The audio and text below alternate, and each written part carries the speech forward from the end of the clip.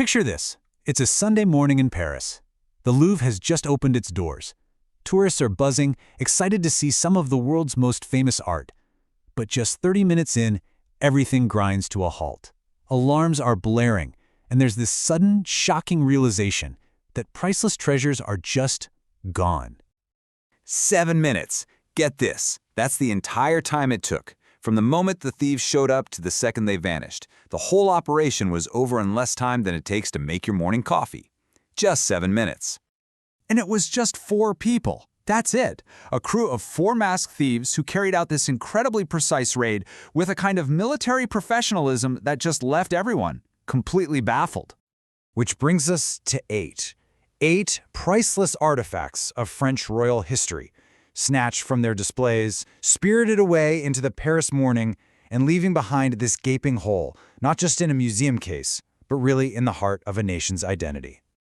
You know the craziest part about all this? This wasn't some stealthy after-dark mission you see in the movies. Nope. This happened at 9:30 on a Sunday morning, with people already inside, wandering the halls. The sheer guts of it is what has investigators and the public just reeling. So how in the world did they pull this off in broad daylight at the Louvre of all places? Well, it turns out their plan was as brutally simple as it was devastatingly effective. Okay, let's walk through it. First, they roll up in a truck with an extendable ladder, the kind movers use, right on the road next to the Seine. Then, they raise that ladder right up to a second-floor window of the Apollo Gallery. Then, 2 of them went up, used an angle grinder to slice through the window, and got inside. Once they were in, it was just smash, smash, grab the jewels, and climb right back down that ladder to 2 accomplices waiting on motorbikes for a super-fast getaway. So what did they actually take? Well, these weren't just any jewels. The thieves knew exactly what they were after. Items that are deep, profound symbols of the French state. Every single one with a direct line to the country's imperial history. We're talking about a sapphire set worn by Marie Amélie, the very last queen of France.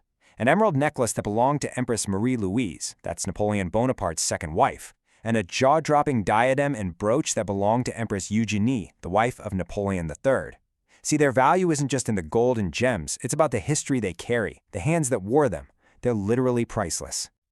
But in their rush to get away, they made one huge mistake. They dropped Empress Eugenie's imperial crown. This one piece, covered in over 1,300 diamonds and 56 emeralds, was found shattered on the pavement just outside the museum. A massive blunder in what was otherwise a near-perfect crime. And all this just raises the biggest question of all, right? How could a modern fortress, a former palace, that you'd think would have the most cutting-edge security on the planet, be beaten by such simple, almost crude tools? And this slide just nails the paradox.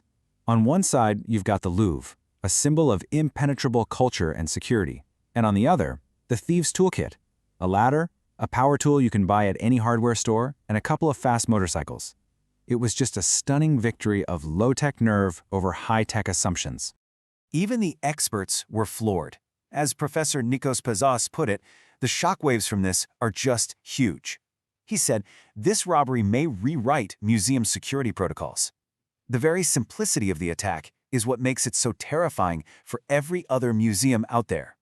But here's the thing. It turns out, this wasn't just the thieves getting lucky. They weren't just good. They were exploiting a security system that, as it turns out, was already fundamentally broken. It really points to a classic problem, relying so much on your reputation for being impenetrable that you get complacent, leaving these huge gaps that no one sees until it's way too late. And the admission from the top was, if anything, even more shocking. The French Justice Minister, Gérald Darmanin, he didn't pull any punches. He just said it flat out. What is certain is that we have failed. It was this incredibly candid confession of a total national humiliation. And here's exactly why he said that. A report from the French Court of Audit, which was actually about to be published right after the heist, revealed some absolutely shocking gaps. In the Danon wing, yep, the exact same wing where the heist happened, the one that also houses the Mona Lisa, a full 1/3 of the rooms had no surveillance cameras at all. So, the jewels are gone, the thieves have vanished. The big question now is, what happens next? What is the likely fate for these irreplaceable pieces of history? This is where the real race against time begins. It's the question that hangs in the air after every single major art heist. Can something so famous, so instantly recognizable, ever really be seen again? Well, the reality is pretty grim. These pieces are way too famous to be sold on the open market. So the most likely scenario? They'll be broken apart.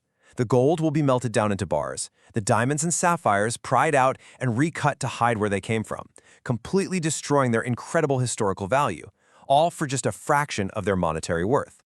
Now, the Louvre has been here before. Yeah, everyone knows the Mona Lisa was stolen back in 1911, and luckily it was recovered.